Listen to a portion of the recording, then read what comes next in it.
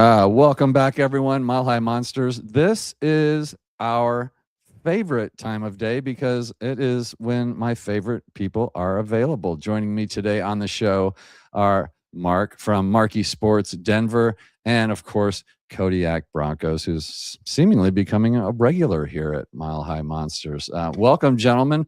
I'm going to put you in the inevitable position, the impossible position of building a Super Bowl roster for a team. Now, zero prep. So this is off the cuff, guys. We're gonna, but I think we need to do this, right? Like 14-3. We made the playoffs. In my opinion, we came within a broken ankle away from making the Super Bowl. I don't care what anybody says. I'm standing by it. Mark, first glance. First of all, welcome to the show. Thanks for having me, Mike. Are you ready for extremely dumb questions and to help me build this roster today? I'm always ready for questions. I don't believe that there are many dumb questions. Well, I mean, I was taught that growing up, but then Twitter's really changed that whole narrative. There are dumb questions, but I trust in you, Mike. I know you're not going to ask any dumb questions. Then you have not been following along because that is exactly what I do. Kodiak, welcome back, buddy. Good to see you. It's been a whole day, maybe, since I saw you. Are you up for the assignment? I'm gonna get you guys to give me the missing pieces of what's going to get us over the hump. How confident are you that you're gonna be able to make old Carmelini walk away happy from this show, feeling good about the coming year? How confident are you?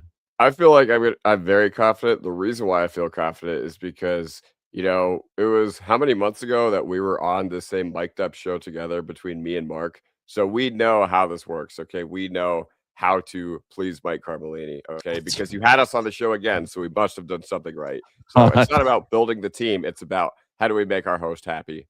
Well, you came close to getting banned when you said that Coach Sean Payton was really old and probably losing it, and then realized that he and I are the exact same age. So, piss off. But you're lucky you're back. I'll keep you another time. Hey, let's do a quick. Let's look back. So last year, we all sat in our studios and watched Sean and George make some moves, right? So these were the moves that were gonna and it's fair to say to get us over the edge, because I think we were still kind of looking at the rebuilding year. We were all saying, hey, this is the year we find out what Bo's all about, right? That was the goal. Let's find out what we have in Bo, and then we'll grow from there. Now, I think you guys, I don't remember exactly, but you guys had pretty lofty expectations for the schedule. Both of you did, if I remember right, which turned out to be true. I think I had us at 10-7, making the playoffs and winning one playoff game. So I hit on that. But a lot of guys had 13 wins here, 12 wins here. Mark, do you remember about where you were at? I think you guys may have done this on the Horsepower Hour on your show, where you kind of went, hey, let's do our score or our record predictions. Mark, do you remember where you were at with that? Yeah, I had us at 11 wins, I believe. Okay.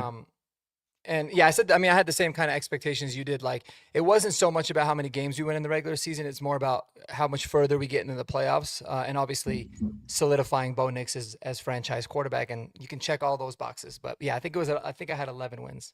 Let's get into that in a minute. Kodiak, do you remember about where you had it? Was about the same? I remember exactly my predictions. So my prediction, like Mark's, was 11-6. But the predictions the games I got wrong were, I had them winning against Jacksonville, I had them losing against Philadelphia, and I had them losing against Houston as well, and losing to Kansas City once. So I think they did flip one of my other games. I think I did have them losing to Green Bay too. So those are the games I remember that they flipped on me. But yeah, for the most part, it was not about how they went about the regular season. It was like, all right, how can we build upon our incredible season that we had 2 years ago that we weren't expecting, that nobody really was expecting. And then, yeah, overall, it was a fun year. And now we get to try to build a Super Bowl squad. Yeah, let's do that. First of all, I think in fact, I remember pretty clearly thinking that, and I put this out, it would be possible to have a better season with a better team without having an actual better record than last time. So it's not always about the record. It's about quality wins. It's about how far you get. We did both this year, 14-3, 15-3, counting that incredible win over Buffalo, and also clearly a better team. Now let's go back. March 13th. Let's just do a quick recap. Our first signing, March 13th, was Evan Ingram at tight end, and Greenlaw and Hufanga. And then Trent Sherfield was one of those. So those were our first big forays into the free agency market. And at the time, I kind of loved every one of those, although they all had injury issues, right? Coming in. Now, Kodiak, I'll start with you. The Evan Ingram signing in particular, what were your thoughts on that at the time? And now looking back, what are your thoughts on that first free agent signing from 2025? So I'm not doing this to pump my own tires. I wish you would. Yeah, there are receipts of me. Like, you could literally go back on my channel and say what I have said about Evan Ingram. I thought it was great that we were going to get a tight end weapon that defenses had to respect. I thought it was great that we were going to get somebody who, could be a mismatch in the middle of the field.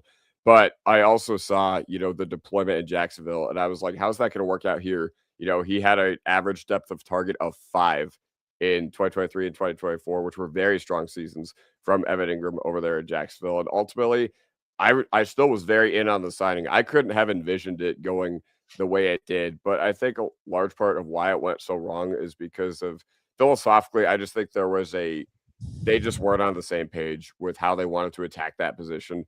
At the end of the day, when you have guys like Adam Troutman getting all these snaps, and you have Evan Ingram getting like a 40% snap share in the regular season, and you made a big deal about getting him, I'm just like, what are you doing?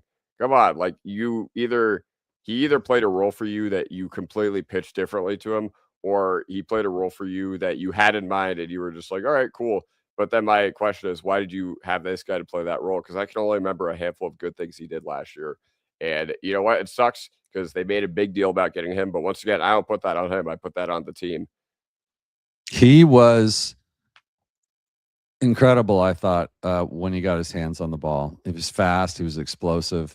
It did not appear to me that the game plan was set up to get the tight ends the ball at all. So a strange signing for a coach who literally had no plan to use them. And maybe that might be why Mike Lombardi's gone. We don't know. And Carrie, Mark, thoughts on Ingram? Thoughts on Greenlaw? Yeah, I was really optimistic with both signings. Greenlaw was my number one free agency target that I wanted, him and Hufanga, so I was happy to get both of them. Ingram, I was excited about, but I didn't want Ingram to be like the solution, right? Like, I wanted him to be a part of the solution, but I didn't think it was enough to just sign Evan Ingram, and unfortunately, that's what happened. We kind of just signed Ingram and felt like, oh yeah, we're good with him, and then keeping the back end guys, which I never thought was enough.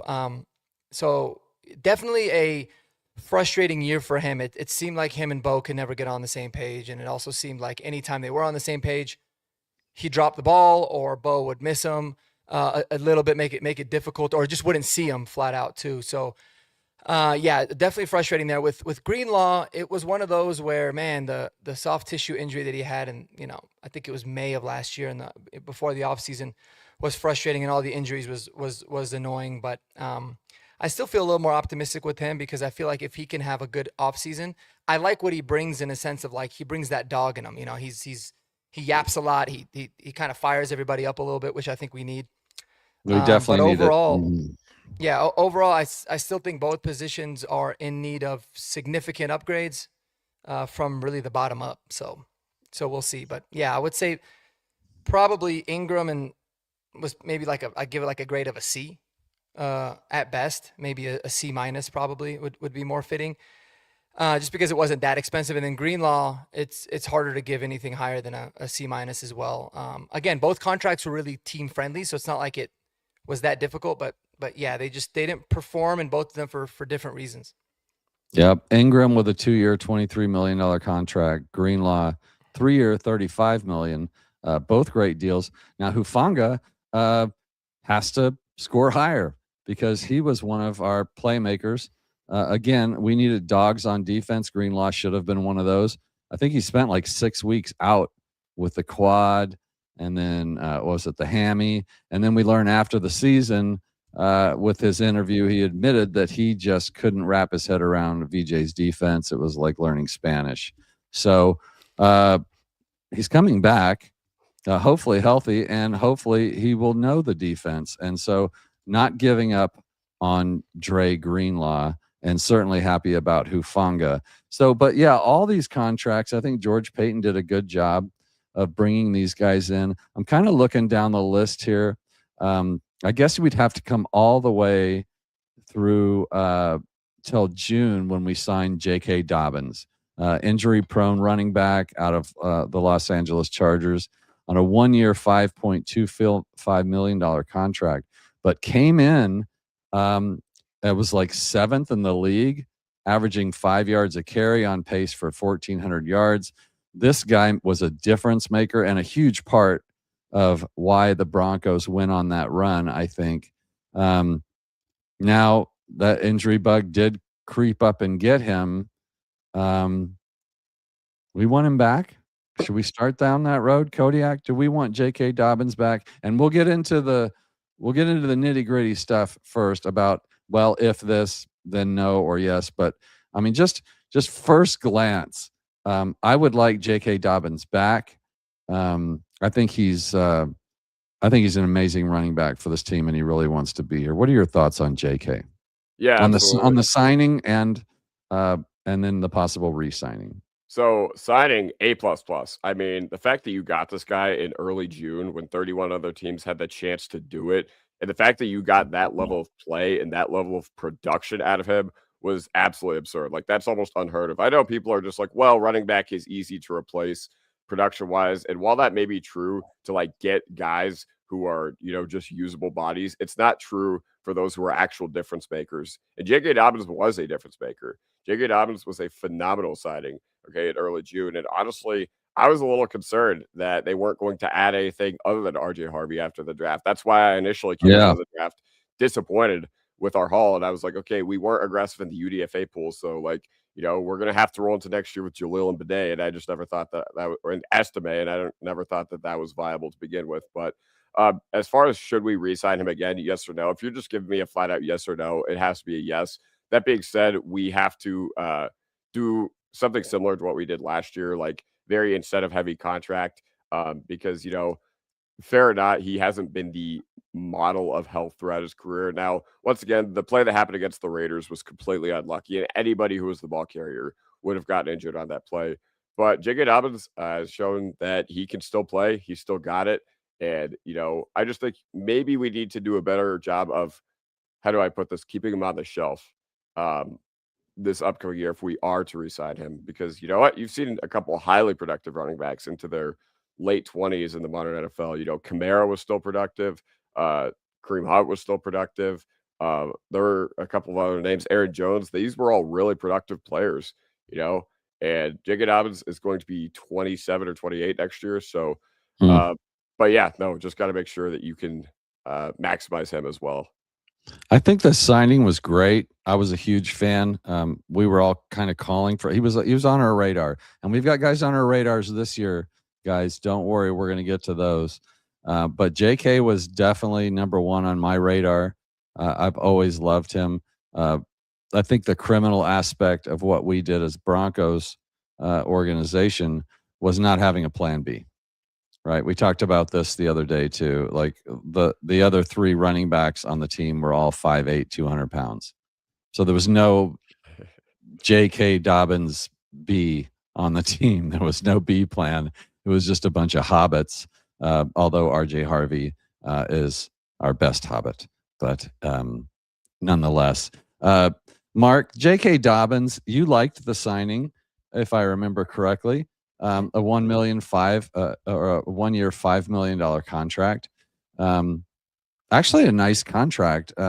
George has done a very admirable job about not bargain bin shopping, but paying fair contracts for players, and they want to be here. So another thing, Broncos country, that we can hang our hat on.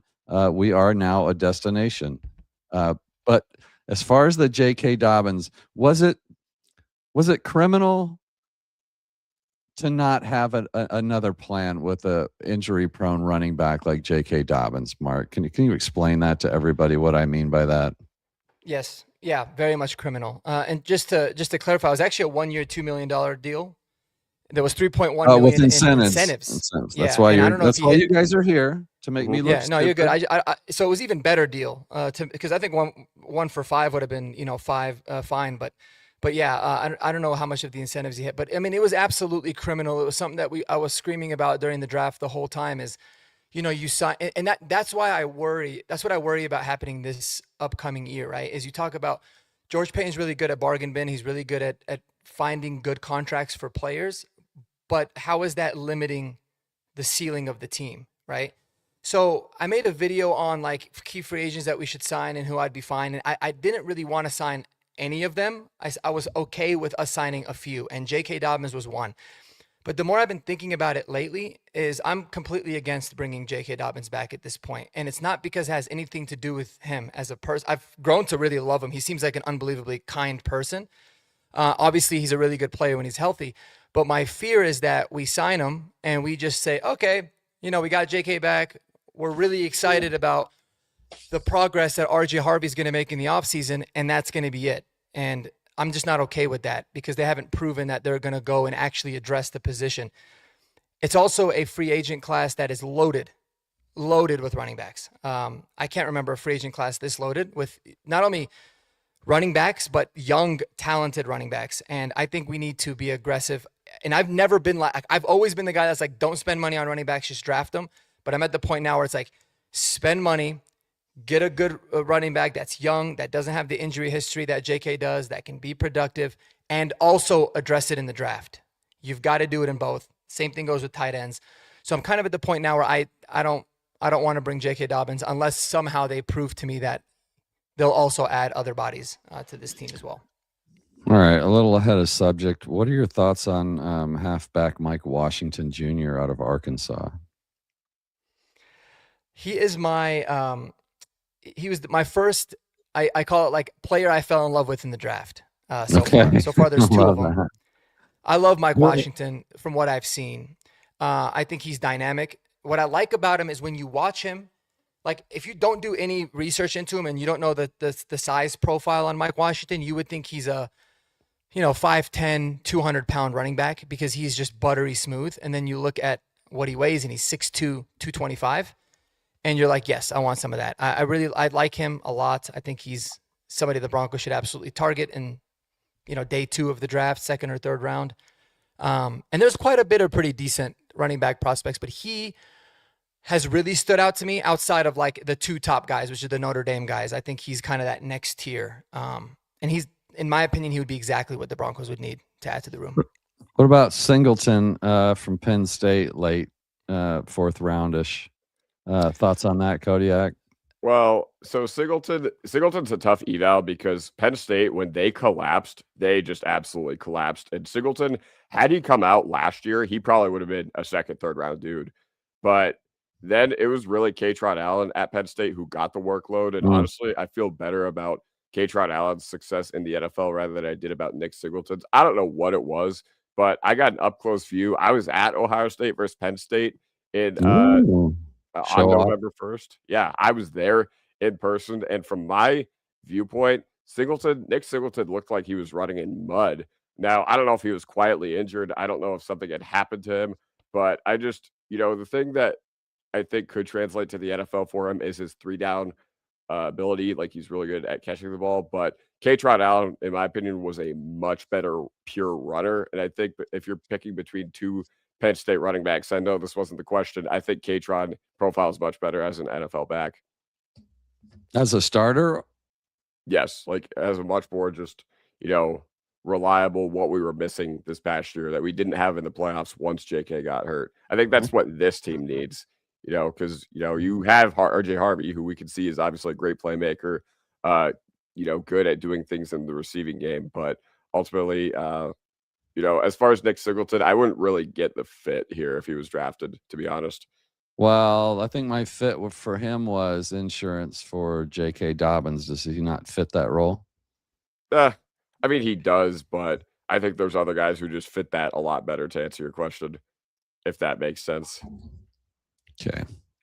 Signings last year, restructure signings. We got Coop back on a restructure. Cortland Sutton, 4 years, $92 million for our number one receiver, but not a true number one receiver. Zach Allen, love that. 4 years, $102 million. Now, and Marky, before you jump on me, these are just, this is without, boosters and, bonuses, so don't call me out on that. Of course, we got Benito signed. Lutz is back. Roach and Luke Wattenberg with a 4-year, $48 million contract. So I think that kind of, unless you guys have any thoughts on last year's moves, we could just do a quick glance at the draft, and then let's start building our team, okay? And then chat, hang in there. I see all you. I'm going to get to all you guys. I know you've got questions. Anything else on what we did, any of those moves that we did last year before we move on? Well, I hate the Sutton move. I hated the Sutton move when it happened. I got a lot of flack for it.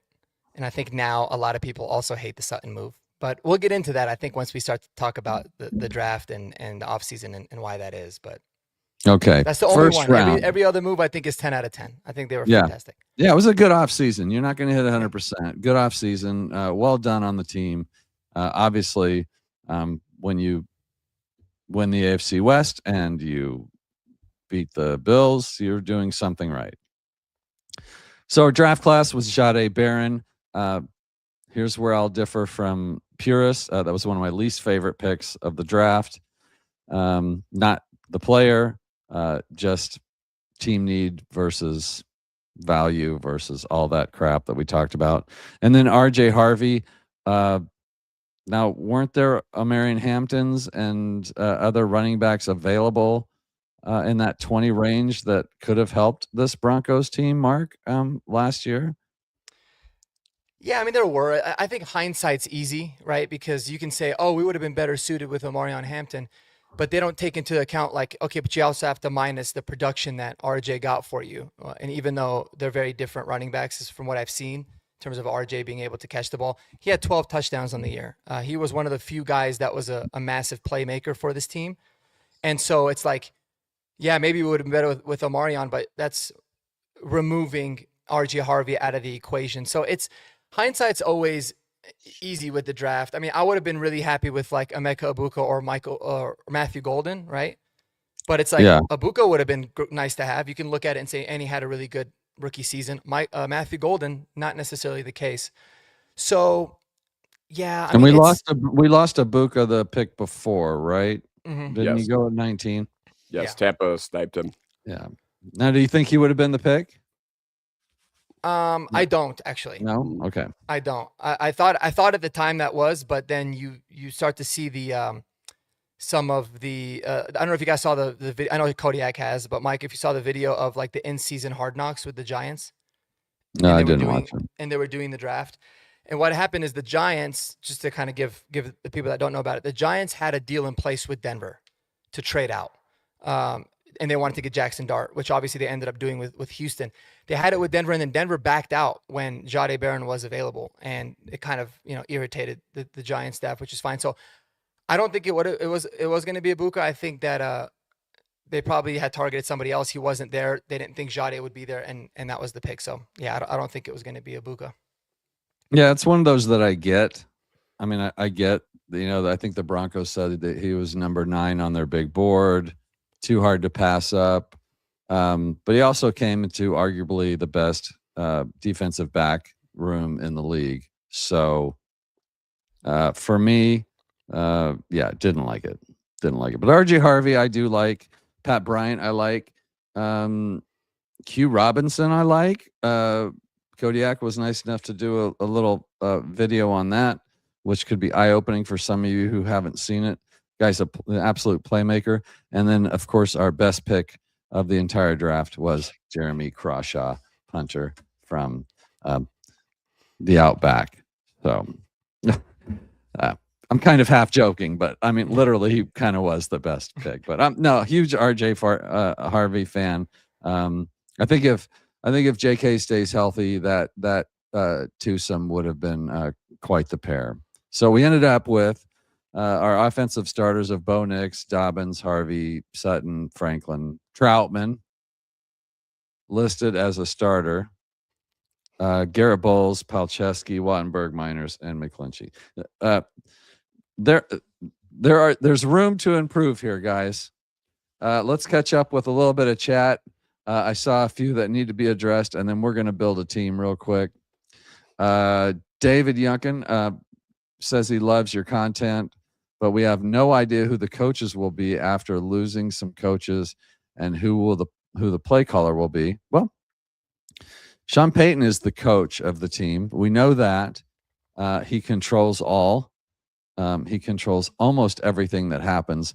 But when things don't get passed down that he wants, he gets rid of coaches, including his best buddies.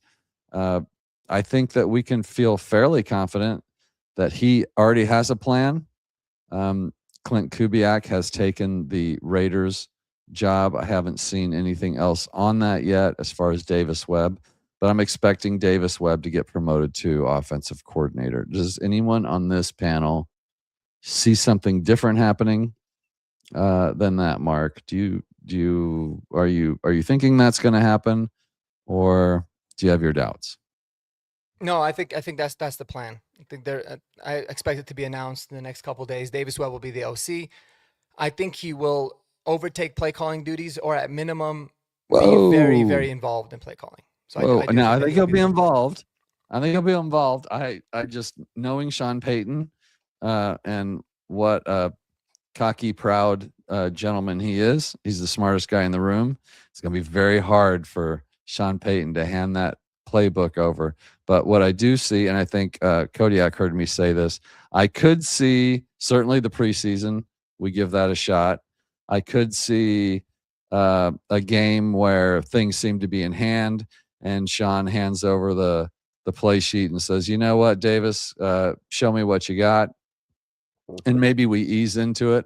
I would be shocked if during the preseason, during camp, where we hear Sean Payton say, "I'm no longer calling plays. I'm handing that over to Davis Webb." Kodiak, thoughts on that? Yeah, I mean, Sean is in a position to where he's going to have to rely on his coordinators more. I know that you gave me a little bit. You say it's because he's old. I'm just No. I'm just going to remove you right now. Not at all. It's mainly just because I think there was just a little too much on his plate this year. Okay. And I think that's where a lot of the dysfunction comes from, for all the great things that he did for our offense and he's done for this team. I think there was just a little bit too much on his plate. You saw late subs, you saw 3-and-outs at a monumental rate. You saw this offense without J.K. Dobbins unable to get the run game going. And overall, you just saw a lot of discombobulation on the offensive side of the ball. The highs, very, very high for this team. Like, sometimes you look unstoppable, but then there have been multiple quarters, multiple halves where this team literally, it felt like picking up a yard was a huge task in itself. And I think a lot of that inconsistency can just boil back to Sean Payton having a little too much on his plate. And I think Davis Webb's ready for the opportunity. I think it's as much about Sean, just needing a little bit of help and doing a selfless thing and being like, admitting I need help, as much as it is being like, all right, this guy's ready. We feel really good about this guy that we've had in our building, and we're ready to give Davis Webb a better shot. Rojas comes in. I don't know if he's one of your guys. Don't recognize the name, but welcome to the show. If you are new to any of our shows, please get in and subscribe to Marcky Sports Denver, to Kodiak Broncos. And on a personal note, I would like to add something. I don't know how to do this because I got to update this layout here real quick. But Mile High Monster is sitting at 1.99. So close to 2,000 subs. I can almost feel it. This could happen on this show because there's hundreds of you watching this. It's literally just a little button to hit subscribe. And my wife would probably see that, and I would have a special evening because she would be like, "Oh, you're a star. You're a big star. Can I have you?" And I would say, "Yes, you can have me." All right. Anyways, that's Let's just get him me to being 2,000, me. guys. Come on. Let's get to 2,000 and get me some me time tonight. So Yes. I appreciate the comment. I appreciate everyone coming in. David, who is moving today.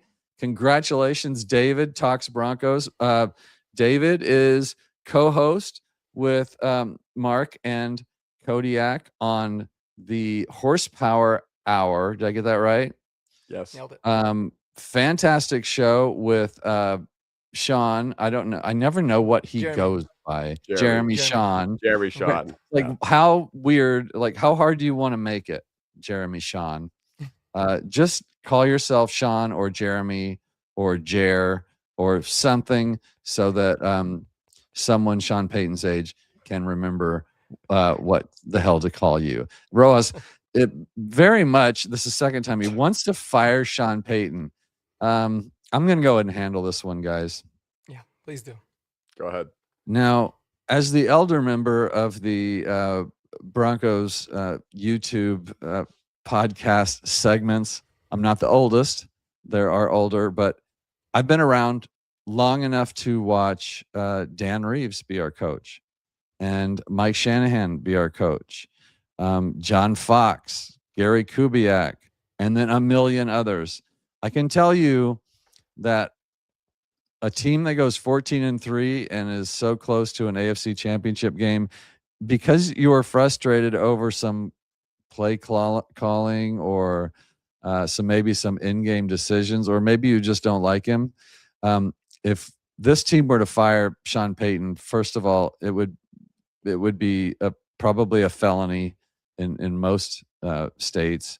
It would be such an egregious mistake. He has transformed this Broncos team from switching coaches every 2 to 3 years, trying to find quarterbacks, trying to find an identity. We have found that identity. It is Sean Payton's identity. It's tough-nosed. It's no BS. Not saying there's no faults there, but no, that is crazy. It doesn't mean you are, because I am also crazy and say crazy things. But guys, we're not firing Sean Payton, are we, Mark? No, I think Rojas, maybe he might be a NFC South fan since they can never beat Sean Payton, or he's a fan of somebody in the division for saying it. Because there's no way you can be genuinely a Bronco fan and truly believe that, even if you have a ton of disdain for Sean as a person. Mm-hmm. Look at the results. Firing Sean Payton is insane.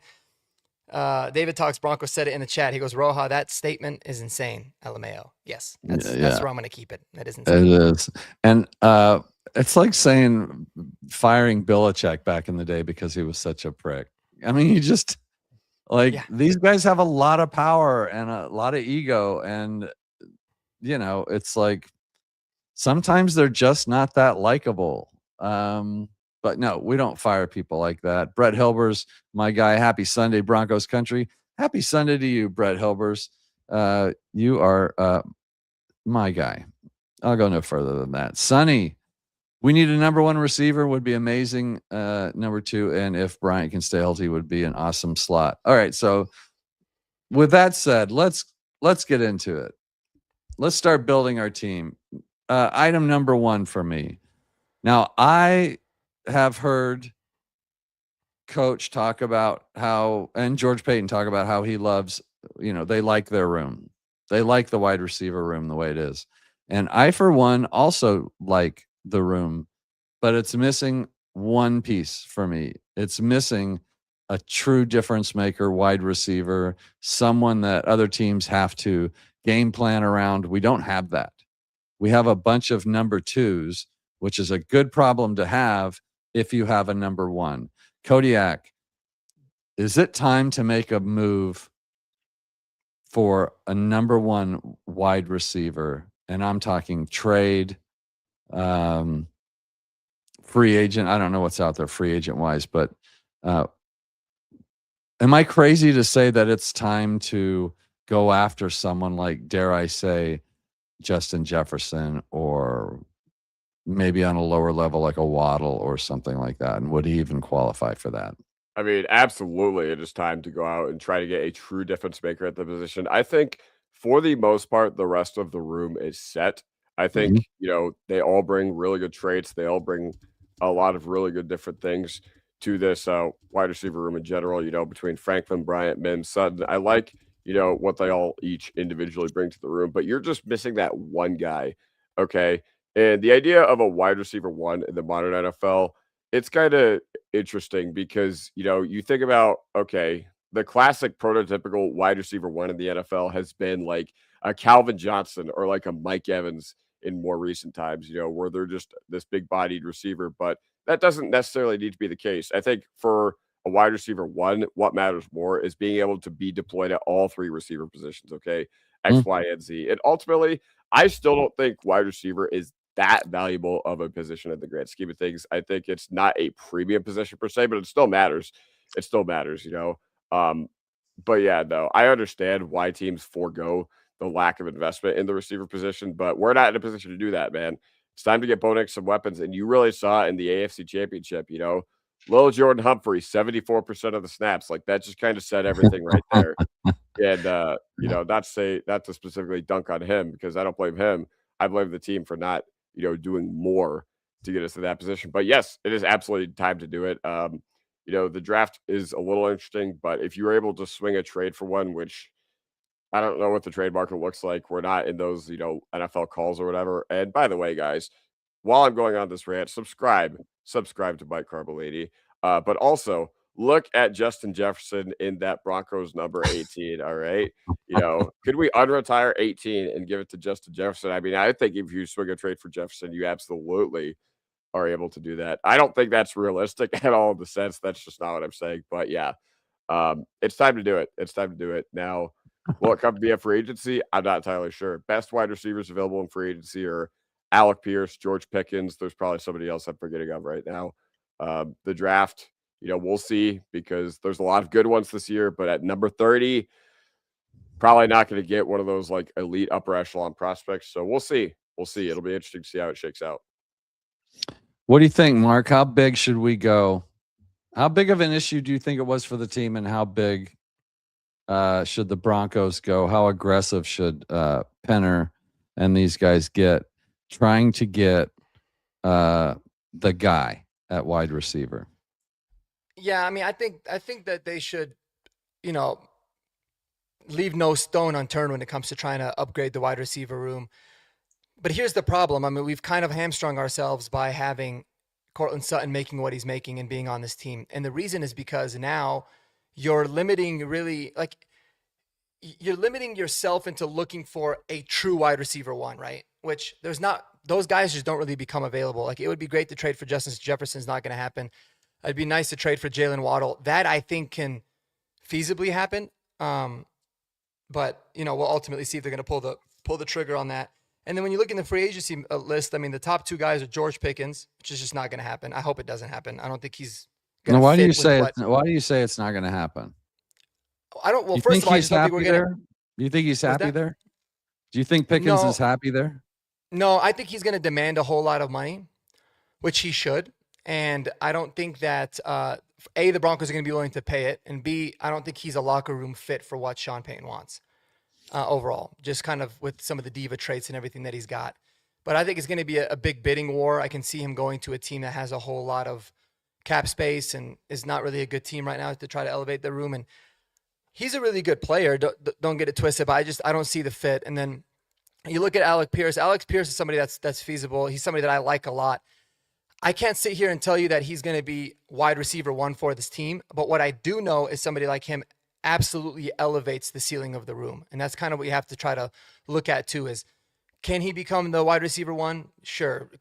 I'm the biggest believer in Pat Bryant. I think Pat Bryant could be wide receiver 1 someday, but hope is not a strategy, like I always say. So bring guys that you know can elevate the room.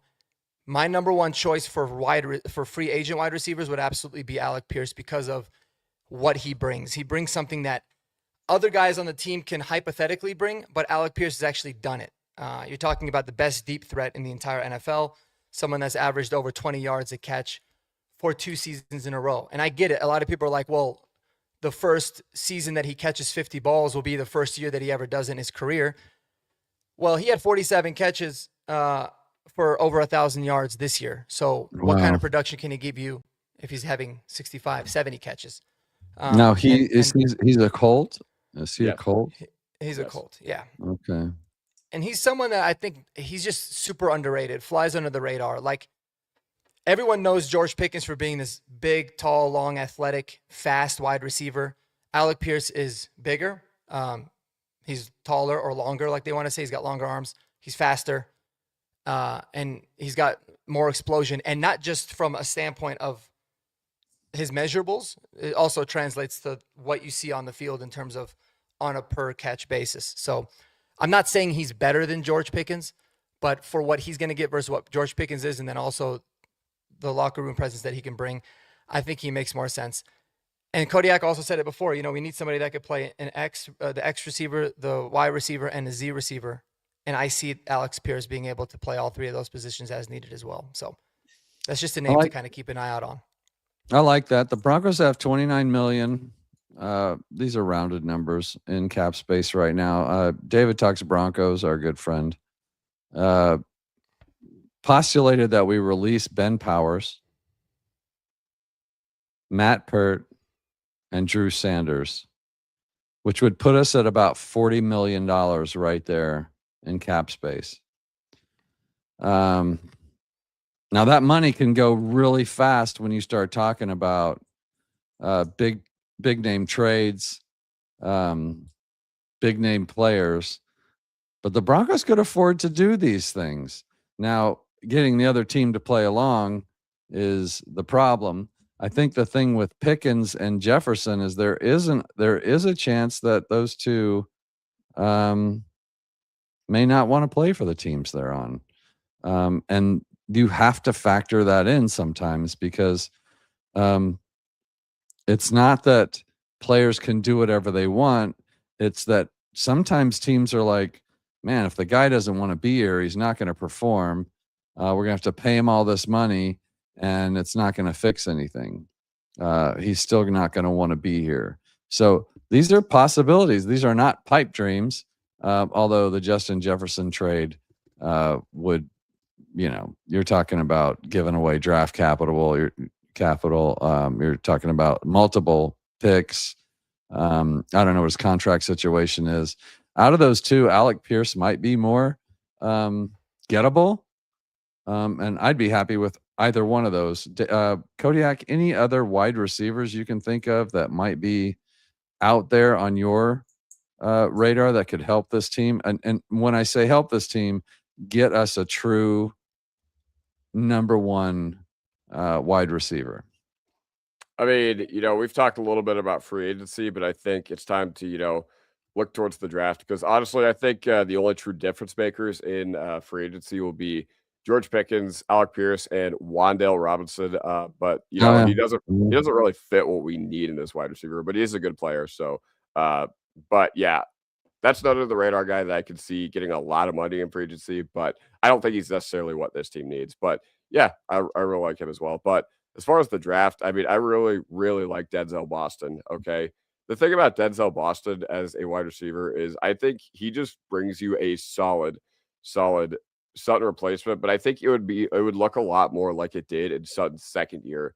Okay. Not only do you see Sutton winning at all 3 levels of the game, short, intermediate, deep, but you also see him winning, after the catch. You also saw him being very aggressive with run blocking, and I know he's been a willing run blocker, Sutton, that is, throughout his entire tenure as a Bronco. He wouldn't be given all this trust if he wasn't.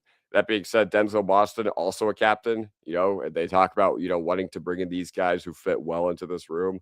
I just really, really like what he brings. He was absolutely fantastic this year with Washington, and he's done nothing except raise his stock. And honestly, I would really, really like us to right now. If I'm turning in the card at 30, and we're looking at guys who we think could be there for the Denver Broncos, one of my first thoughts is Washington or no Boston. I mean, because he was a great player at Washington, and he was stuck behind Odunze and Polk and Jalen McMillan, I think, initially with Michael Penix. But he waited his turn, and when he finally got his turn, it was absolutely fantastic. What are your thoughts on T. Fishes? Would it be possible to get McBride? Not possible. Not possible without I don't know. Yeah, you could. It's probably just going to be less worth. How do I put this? It'll probably the opportunity cost will just be too much, in my opinion. Agreed, Mark. Yeah, the elite tight ends like that are that young and just signed contracts. They're not available. I don't care how bad the Cardinals are. It would be so stupid because you just don't find those kinds of. I mean, elite tight ends is probably the hardest position to find in football. Just look around and see how many there are. There's not a lot. So that would be unbelievable. I would be willing to give up quite a bit for him, but still, I don't find it to be feasible. Kenyon Sadiq going to be around at 30 in the draft? Doubtful. I think he'll be available in the 20s potentially. Which could, trading up from 30 into the 20s wouldn't be that hard. The opportunity cost would be a little bit less, but yeah, tough to make a move like that for a tight end. Was that tough to make a move like that for a tight end on a team that doesn't want to use their tight ends too? For me. Yeah, no, I agree. It's also like what Sean Payton asks from his tight ends. It's hard to see us in a situation where we would do that. I totally agree. Yeah, Breece Hall, Tyler Algier, and J.K. Dobbins. David, being a dick as always. You're not going to get J.K. and Breece Hall or Tyler Algier. I don't think you're going to get J.K. and a draft pick, or Breece Hall and a draft pick, or Tyler Algier and a draft pick. I don't think you're going to get any two of these.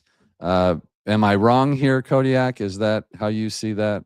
So I would think you'd be right in saying you're not going to get Breece Hall and Tyler Algier and J.K. Dobbins. But ultimately, yes, I think you are absolutely able to feasibly get Breece and J.K. or Tyler Algier and J.K. I think that's very feasible. I think that's very doable. That would be awesome. He's not going to command, I don't think he's going to command a super, super large market in free agency, just because if he were to, he already would have this past free agency cycle, and he was still available in June. Okay. And not to say that a lot of teams aren't going to look at what he did this past year and be like, okay, we definitely couldn't use him, because that's not what I'm saying at all. But I think, J.K. Dobbins, I think this front office is going to be realistic. I think they're going to be pragmatic and be like, all right, adding a J.K. Dobbins, he cannot be our only solution at the running back position if we're going to go in the free agent market like it was this past year. I think J.K. Dobbins is probably going to end up signing back with the Broncos on a vet minimum with some, what do you call them? Performance incentives. Yeah, with the injury again, other teams, we're going to value him more than other teams, as always happens with your free agents, or like in the draft when you've got your undrafted free agents you sign, and everybody's always worried about how they're going to steal our guys if we don't put them on the roster, and it never happens. It's so rare. J.K. Dobbins is special to us because of what he did and what he said, but yeah, I don't see a lot of teams just sitting there, just sitting around waiting for J.K. Dobbins to become available, and they're going to sign him to a big contract. I agree with that. I think we'll be able to get him on some performance-laden contract. If you stay healthy and you do this, you're going to make a lot of money. If you don't, you're going to get the vet minimum. I guess if I had to choose between Breece Hall and Algier, I would take Algier. Now Algier, I don't do the stats, you know my game, but I don't think he averaged 4 yards a carry last year. Mark, is that because the offensive line sucks for Atlanta, or is he just a sub 4 yard per carry back, or both, or do we know? I don't know. I can't say exactly why he has his yards per average went down. I mean, for his career, he's at 4.3. Okay. It took a dip a little bit last year, but I'm actually surprised that you said that, Mike, in terms of taking Algier over Brees Hall. I actually agree with you, but I thought that was kind of the unpopular take. I think that Algier is he's a perfect complement for RJ Harvey in this offense. Oh yeah. And there's a Okay. couple other reasons why we can get into that, but I mean, Atlanta's O-line was pretty decent. Obviously, Bijan Robinson's like another level, but they used Algier a lot more this year in short yardage and on the goal line, which as a Bijan Robinson fantasy football owner was very frustrating. He had 8 Yeah. touchdowns. So it wasn't like he was used as much, it seemed like, on the general downs, but yeah. So red zone back, like finds the end zone. I mean, 8 RJ touchdowns. Harvey can do that as well too. Although different ways. All right, you're kind of selling me on that. I like that. Roax comes back in. The Broncos are going to be bad next season. I'm glad you came in and told us that, because I was starting to get my hopes up that the Broncos were going to be good next season. So good to know. Thanks for the view. Did we figure out what fan Rojas, put what your team is in there, and welcome to the show. We take any and all here on the show. T Fishes, when you've won 3 Super Bowls, you have a lot of patience for stupid people. Mm-hmm. T Fishes, would it be possible to get McBride? I think we just covered that. I'm getting lost. My assistant Chewy took the weekend off, left me alone. I had Sonny Staley. I had 12-13. The Green Bay game was the question. Okay. Yeah, so he's going back to preseason predictions. I think I had Green Bay as a loss as well. So fair. That's fair for all people. I was trying to get through some of these comments. I always feel bad because we get to yapping and the comments and the viewers are why we are where we are. So I definitely want to get in on this. He's glad that VJ stayed. DB for life 303. It would be stupid for him to leave this kind of talent to go to an Arizona team. Now, I agree with half of that. The Arizona team is in trouble, and you're looking at a coach, a failed coach. But head coaching jobs don't come along very often, and they tend to pay $50 million or whatever. So, to go get paid all that guaranteed money and then it not work out, he'll always have a defensive coordinator position waiting for him. Mark, what are your thoughts on VJ? Looks like he's staying. I know it's not a done deal. Now what's the guy? Jim Leonard left for Buffalo. So there was our quote unquote backup plan, right? So that was the one we were all looking at to be our backup. Now that he's gone, I have to admit, I want to be honest, and on Mile High Monsters, we are always genuine. We don't put on shows. We say what we really mean. I was fine with VJ leaving. And the reason I say that is because I believe that these late season fall offs are because of VJ's inability to make adjustments once other teams have figured him out. He said it himself, Mark. He said, it's harder later in the season because teams know what you're going to do. And I hated that. Like with every bit of my soul when he said that, I just deflated. It's like, are you telling me as one of the great defensive minds in the league that you can't adapt and show somebody something they've never seen? That drove me crazy, and it didn't make me feel better about the future. These late season collapses in our defense are a problem for this team. So it looks like GJ's coming back. What are your thoughts on that? And what were your thoughts when it looked like he might be leaving for Arizona and Jim Leonard was going to take over? Yeah, I was. Well, first of all, I want to say I'm really happy VJ is coming back. I think it's one of those like be careful what you wish for moments, right? Okay, like with with him. Sean So Payton. Mm-hmm. yeah, exactly. I think he's been solid. Continuity is always really good. You know, the fact that Greenlaw came out and said it was like learning Spanish. It's a very difficult defense. I think that's just further proof that like it's good to have guys continue to have that continuity there. I would have been fine with it. Obviously, I would have been happy for him. I really like VJ a Yeah. lot. Oh, I like Just VJ too. Don't yeah. get me wrong. I No, I love the know, I guy. know. No, I Yeah. know you do. I know you do. And I always like to preface saying that because it's like, you know, it's nice to have good people around, right? But also maybe maybe he needs to be more of an asshole to be better, like Sean. But no, I would have loved to see him get a head coaching job, and if that was the case, then it would have been the best thing to have Jim Leonard stay, right? That would have been at least some continuity there. But the fact that like we're at least retaining one of them is awesome. It's the best case scenario for the Broncos, keeping VJ or having Jim Leonard. Obviously, Jim Leonard's gone. So I think having VJ is good. In terms of like the late season adjustments, here's a couple of things I kind of noticed with the defense. I thought VJ did a great job of adjusting. I think the games that we struggled a lot, the tackling of the team was just poor. And that's not going to always be on VJ. Secondly, you can only adjust so much when you're very limited at the linebacker position. I mean, that's just the truth. Like people want to talk about you know, the Seahawks defense or the Texans defense or like the Broncos defense under Wade Phillips. The Broncos, the 2015 defense was absolutely loaded, and they had some unbelievable linebackers, and that makes it a lot easier to be able to adjust. So I think some of the lack of adjustments is just like a personnel issue as well, to an extent. But overall, man, I mean, we can't forget just how good VJ was. The corner blitz that he sent, he basically Steve Spagnuolo'd the Chiefs. The late game, big time sacks and wins, and I love that he never goes in prevent. There's a lot of reasons to love VJ. I think you continue to give him more weapons, and this defense is just going to continue to be dominant and certainly good enough to bring you to a Super Bowl and win it.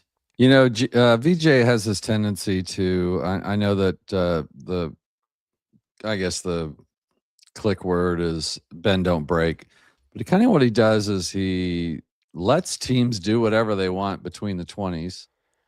He doesn't seem to concern himself too much about that. And then depends on the number one red zone defense in the league to hold him to a field goal. And this is a plan that actually can work pretty well. If we can hold teams to field goals, make them work their way down, we shorten the clock, and then we shorten the clock by having these long extended drives. Now, the issue is, can we score when we get in the red zone to take advantage of that sort of game plan? But then you have games like the Jaguars, who seemingly scored at will. You have games like the Bills, where they had not one single punt in the whole game. I don't get it. I don't understand how, with a backfield like that and a quote unquote pass rush like that this sort of thing happens. My biggest, I think one of the biggest things this defense misses, in my opinion, is the inside linebacker position, where we can keep even slow quarterbacks like Drake May and Patrick Mahomes from ripping off 17-yard runs on 3rd and 15. That really bugged the crap out of me. So hopefully some changes are coming in that when they self-scout themselves. But yeah, VJ coming back, VJ leaving. I was never excited about either one of them. Kind of fine with either. Kodiak, where are you at with VJ looking like he's coming back? I know that you see some of the same things I do, but I think you're also kind of a bigger VJ fan, aren't you? Well, it's kind of like what Mark says, like, just be careful what you wish for. Like, even just because VJ had left, and had he got to Arizona, and even though we just lost Jim Leonard, I assume Leonard would have stayed here, and we would have given him the spot if VJ had left. But it's just one of those, like, we've seen what bad defensive coordinators look like. All right. And across the NFL, you see some guys that you're just like, how did that guy get this job? Like Eberflus. Oh my goodness. What a disaster year in and year out. Right. Not only in Chicago, but It's a great pull. Dallas this past year. But no, like, I get it. It's really frustrating in the back half of the year, because you're just like, all right, this defense is nails in the first part of the year. And then you're just like, what happened? And, once again, I think that's a quote he said about it's tougher to play when there's film on you. is a really bad cop out because you looked at what Seattle and Houston did this past year, and you're just like, okay, so tell me it's more difficult to play defense in the second half of the year where there's film on you. But either way, I'm happy he's here. I'm happy he's a Bronco. Like, once again, I'll just trust that he can just figure it out next year. I know that in 2024, I feel like the collapse was less on him than it was about the talent. I thought Barton and Strnad both just completely cratered in that December month. I thought PJ Locke was not playing good ball during that time either. But this past year, yeah, it was a little mystifying, and you're just like, all right, so against the playoff teams, we didn't play as well. But I don't know. It's just one of those things where, once again, you got to be careful what you wish for because, the alternative, we don't know what the alternative is. And VJ, what we've seen from him, very good defensive coordinator. And maybe he is just one of these guys that you could just bring in to rebuild a broken unit. And you don't know exactly what the ceiling of him, of this defense is with him as a defensive coordinator. But he's not the reason we lost the AC championship. He's definitely not the reason we couldn't go at that point. But yeah, against playoff teams, we will need to be better in the second half of this past year. Like against Green Bay, Jacksonville and Buffalo just wasn't good enough. Even the Commanders, I was like, what? Like Mariota was dunking on us. Yeah, he punked us. And that was another one of those where I'm just like, this is our elite defense and this is happening to us. I don't understand it. So here I'm going to throw my first crazy stuff out at you guys. This is why you guys are here, to talk me off the ledge, educate me if need be. Does the name Devin Lloyd mean anything to anyone in this stream? Mark, tell me about Devin Lloyd. Now, he plays inside linebacker, does he not, for the Jacksonville Jaguars? Mm-hmm. What? Yeah, he does. Would he look good in orange and blue with Singleton being 32 years old and Strnad not really sure what's happening with him, and Greenlaw injured, not injured, and can't speak Spanish? I would like to see Devin Lloyd on this team. Am I crazy? No, you're not crazy. I think you can mention any off-ball linebacker's name, and I would be like, you're not crazy. Be all right with Let's try it. Maybe it works. My thing, at this point, no, Devin Lloyd's a really good player, man. He's still a younger guy, too, I believe. He's like 26, 27. 26 this year, I think. Yeah. And he was a highly touted guy. I think he was a first-round pick, and he kind of started his NFL career off pretty slowly, but he had a really great breakout year this year with Jacksonville. I think he's going to get a lot of money in free agency, but yes, he's like a perfect example of somebody that I think can be really good, especially as a coverage linebacker. You see him be a little bit more sideline, be able to cover. That's what we need. He's a taller guy. So, yeah, I mean, I'd be super open to Devin Lloyd. He'd be one of the guys on the free agency wish list, no doubt about that. And I think that we need to look at all options. Like for me, running it back with the same guys, bringing whether it's Alex Singleton or Justin Strnad, and then having Dre Greenlaw, like running it back again is just putting yourself in this hamster wheel of mediocrity. And it's time to raise the ceiling of these positional rooms. And yeah, I mean, none bigger on the defensive side than inside linebacker. So I think not crazy at all. I love it. I think somebody checked me on my math, but I believe Alex Singleton is a free agent this year. So we're going to have to sign somebody. Now, Alex Singleton, I actually love Alex Singleton, the person. But I think I would probably pay whatever Devin Lloyd wanted to bring him in here. I think I would go into this defense about as confident as possible. Kodiak, thoughts on Devin Lloyd or another option that we haven't talked about maybe that might fit that role? I mean, if you're talking about Devin Lloyd, the price of a brick has gone up this year exponentially and for good reason. Okay.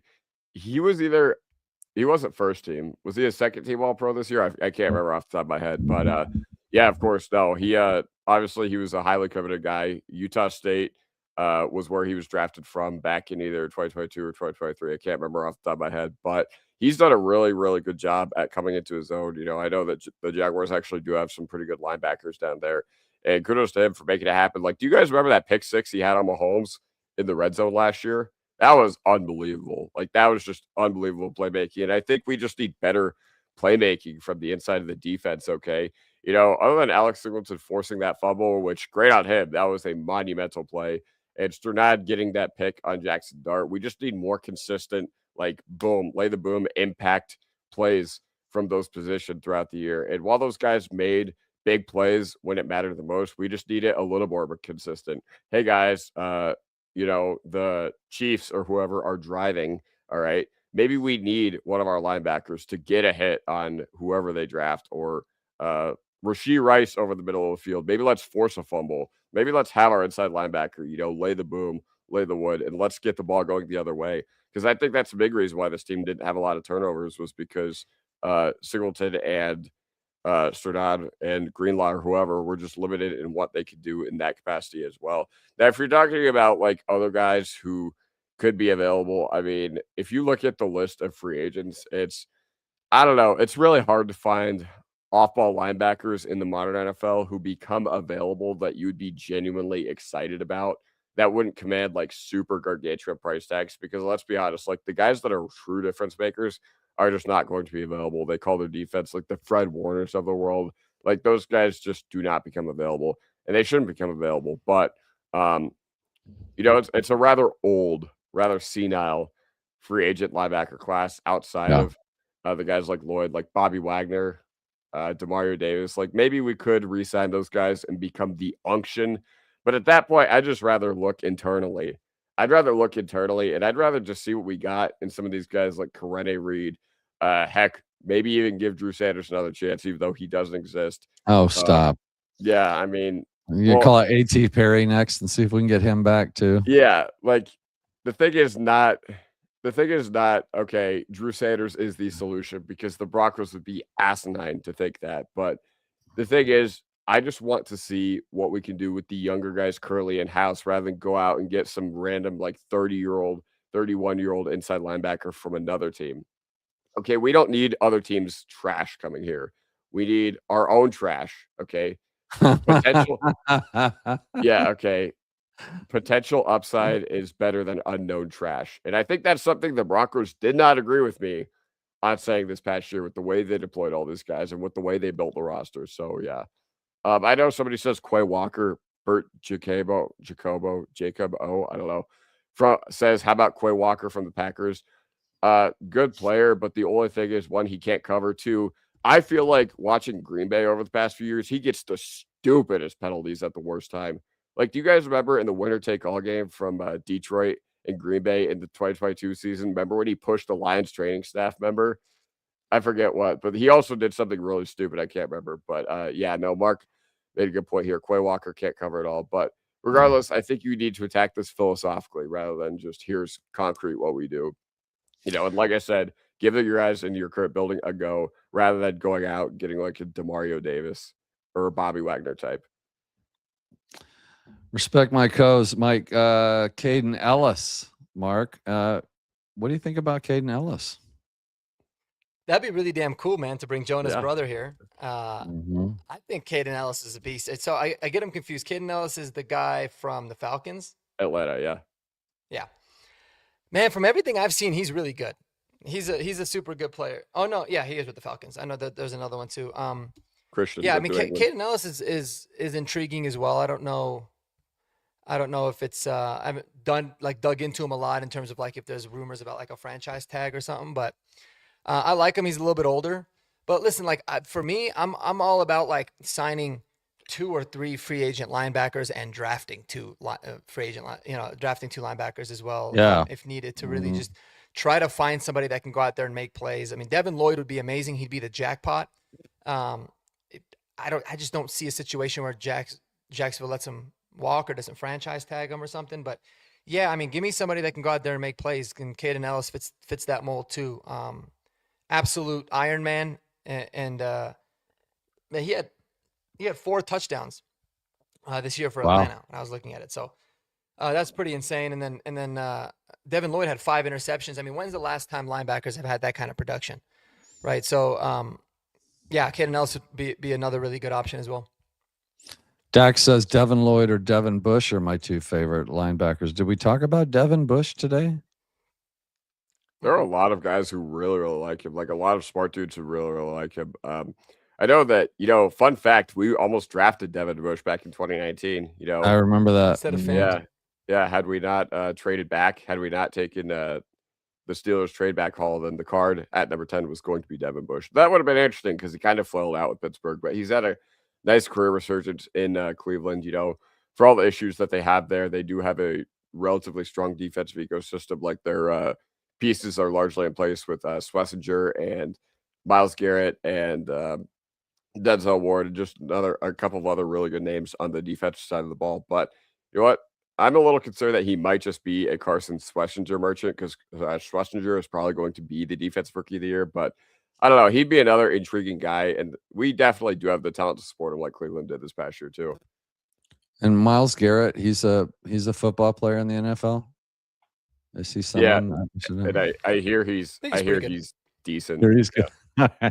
I just wanted to see how dumb you guys thought I was. I like to test it out once in a while. I like to push it down. And how to pronounce this? Is that pronounced right? Etienne? ETN. ETN. Is that spelled right? Mm-hmm. Just like okay. ETN. I know ETN, and whenever I use this guy, I always write just ETN, and so whenever I see it spelled correctly, Vic, I always screw it up. Now, this name does come up quite a bit. What is ETN's status? Is he a free agent this year? I like what I see from him, but it's so sparing. I don't know how high I would be on that. Mark, what are your thoughts on Travis Etienne? Is it Travis Etienne? Yes. Yeah, with Travis. I used to be really high on Travis Etienne. I think he took a little bit of a step back, but he'd be a great player, a great fit for this offense. So I mean, I'd be all about it too. Like this is a stacked class. Not gonna lie to you guys. In terms of free agent running backs, like Travis Etienne's a really good option.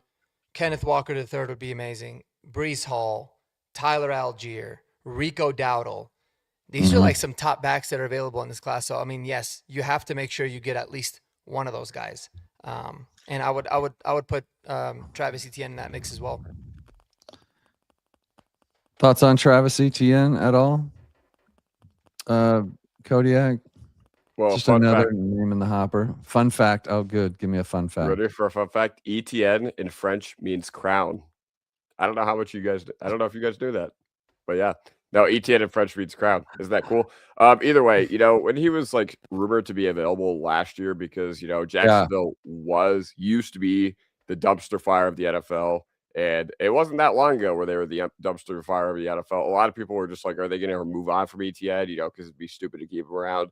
I think they just got a little bit better of their other dudes this year for a lot of the year. But Etienne still made his plays. And I don't think he showed the explosion that he once did because ultimately he has been dealt a pretty rough hand in the NFL with injuries or whatever. But, once again, this is a position that's suddenly aging very well. And I think if you were looking for like that second tier of running backs in free agency, like I think he is a part of that second tier. I think he's just a little bit below like those Breece, those Walker types. Even I would rather have Algier above Etienne. I'd be on board with it. Once again, I think it'd be a little disheartening that you didn't strike out at that position. But hey, if you're going to strike out in free agency, not the draft. So whatever. Vic says, and likely. Maybe he's talking about likely from the Ravens. Isaiah Likely? Or is he saying not likely on ETN? Probably. Hard to say. What is this? Is a new name? Danger Close. Need to draft a punter in the first round. Yeah, that's right. Can never have enough punters. Could we tag JFM? We didn't talk about JFM. I saw the comment earlier. Predictions on JFM. What's going to happen with him? Too early to tell. I have the feeling they'll try to bring him back, but with some of the other needs that the Broncos have, that he might be odd man out. Mark, what do you think? I think the Broncos will say they're going to try to bring him back. I think they're going to make no effort to try to. Okay. We're certainly going to move on from JFM, and it's not because of the player that he is, just because we're spending way too much money on the defense. He's going to get paid. He should get paid. He'll go somewhere else, and we have the infrastructure in place already to replace him. I mean, we extended Malcolm Roach, who's a really good player. He can be a starter too, for as long as needed while we develop Savion Jones, who I'm excited to see next year. I think Iyomo Wazirike took a big step. And so, no, I mean, you're going to have to eventually get cheaper on defense to put money into the offense. It's just kind of how it works. So, yeah, no, JFM wouldn't make sense, especially on a franchise tag, because it would be basically take up like half of your cap space if you franchise tagged them. So it wouldn't make any sense. Okay. Makes sense. Danger close. Please trade Bo Nix. I think that's on the table. I think we're going to look at that and see what we can get for Bo. See if we can get a fourth. We'll see. If we do, I'm sure we'll take it. Devontae, we should just draft Anthony Hill round 1, Caden McDonald round 2, then Eli Stowers round 3. Okay, draft nerds. Tell Devontae what your thoughts are on that, if you guys have any thoughts on that. The thing is, like, off-ball linebacker in round 1, it's just so tricky to project what guys are going to be there and like their skill sets are. I know Anthony Hill, a lot of people really like him, and he was very productive this last year in Texas. He was a really, really good dude. I think he's actually going on 2 years of being all conference, which doesn't mean nothing in the SEC too. It actually means a whole lot in the SEC. But some guys are just tough evals at the linebacker position. But as far as Caden McDonald, I mean, I just don't think he's going to be available because we're picking at the back half of round 2. And I've seen a lot of recent mocks have been the late 1, early 2 range. So I don't think Caden McDonald's going to be there. And honestly, I think somebody else said it that I thought was really, really smart. Like, I got a lot of the same vibes with their assessment. Like, Caden McDonald, he's good, but you need a little bit more of a pass rushing presence or pass rushing chops than what he would do for you if you were to use one of your first 2 round picks on a defensive lineman. So that kind of makes sense as well. And then Eli Stowers, this is so tough, man, because it's one of those where, all right, if the Broncos took him, I just don't know how I would feel about it because I don't know how I would trust them to deploy him because you look at the receiving skills, you look at, where he can align on the defensive side of the ball. You look at the fact that he was the Mackey Award winner, and for good reason. He's really good, and his dynamic athleticism, his, ability to just make plays and just maneuver after the catch. That's all fantastic. But there is a big but. Big but. I like big butts, right? And I cannot lie. We already because I'm hip. This past year that we have a really, really frustrating deployment of this role. So something philosophically would have to change within the Broncos. Okay, not to say that I wouldn't be excited if they made this pick, but I'd be like, dang, all right. So we already showed that we can't really make the F tight end / slot hybrid work in this offense with Evan Ingram. Now, maybe Evan Ingram just is washed. I'm not entirely sure, but I just don't believe that based on what he showed with the ball in his hands. But Stowers, round 3, he's definitely a guy worth discussing, but it's a little bit up in the air as far as how I'd feel if they actually took him because I just don't trust them to not run it back with Adam Troutman and Kroll and their guys and just not deploy Stowers in the way they should. Any thoughts on this, Mark? Well, I think more realistically, Caden McDonald would be your first round pick and Anthony Hill would be your second. That's kind of where I think more of the range is where it's going to be. This is a really good news for the Broncos is it's a very, very, very good linebacker class from everything that I'm hearing and seeing, which is awesome. It's not necessarily the best tight end. I mean, there's a lot of high upside guys. But yeah, Caden McDonald, I think ultimately might be a first round pick. I think he's really good, 330-pound guy from Ohio State. In terms of, man, it's tough. Eli Stowers, I mean, I love him. I liked Vandy a lot. I'm a big Diego Pavia guy too, man. And their story is really cool because Stowers was a quarterback at New Mexico State and Pavia beat him out, and then they switched him over to tight end. But Eli Stowers would absolutely not do anything that Sean Payton would be asking for as tight ends. And that's frustrating. I get it, but we have to kind of acknowledge what Sean Payton does. Eli Stowers cannot block, and Eli Stowers should not block. He wouldn't necessarily fit, in my opinion, what what Sean Payton would be looking for.